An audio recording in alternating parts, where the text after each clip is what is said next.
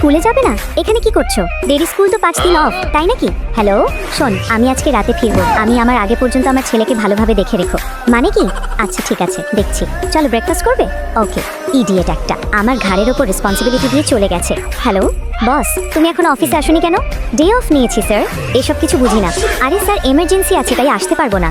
10টার মধ্যে তোমাকে অফিসে যেন দেখতে পাই, না হলে তুমি আর তোমার জব কোনোটাই থাকবে না। আয়ান, তুমি কি ডেডির সাথে অফিসে যেতে পারবে? হ্যাঁ। ওহ ডেডি, তুমি আমাকে মাস্ক পরিয়ে নিয়ে আসছো কেন? আসলে এখানে অনেক ময়লা তো, অসুস্থ হয়ে যাবে তুমি। এখনো মিটিং শেষ হচ্ছে না কেন? মন কোথায় তোমার? ওকে ওকে, চুপচাপ বসো এখানে। আরে আমার 1 নাম্বার চেপেছে। তুমি এটা খুলেছো কেন? চলো চলো, এখান থেকে কেউ দেখে ফেলার আগে।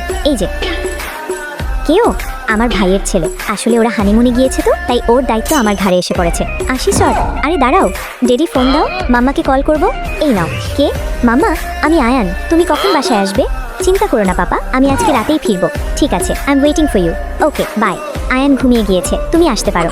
আমার পারমিশন ছাড়া বাসায় আসছো কেন? আয়ান এখানে আছে মানে এটা আমার ও বাসা। আসছে বললেই হলো। আয়ান, মাম্মা কেমন আছো বাবা? I miss you. মাম্মা, জানো ডেডি অফিসে আমাকে মাস্ক পরিয়ে নিয়ে গেছে, আর ছেলে বলে পরিচয়ও দেয়নি।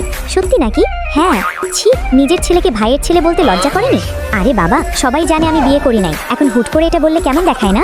কি বললি? এজন্য বলিসনি? কালকে অফিসে গিয়ে মাইক নিয়ে অ্যানাউন্স করে করে সবাইকে বলবো ইয়াশ তোর ছেলে। যাও না শুধু। ডেডি মাম্মি, তোমরা আবার ঝগড়া করছো? না না, আমরা তো ঝগড়া করছি না, কথা বলছিলাম শুধু। এই যে দেখো, আমরা একসাথে কত ভালো আছি। হুই। জোরে জোরে কথা বলবে না, আমি ভয় পাই। আচ্ছা ঠিক আছে, এখন ঘুমিয়ে পড়ো। ভিডিওটি ভালো লাগলে সাবস্ক্রাইব প্লিজ।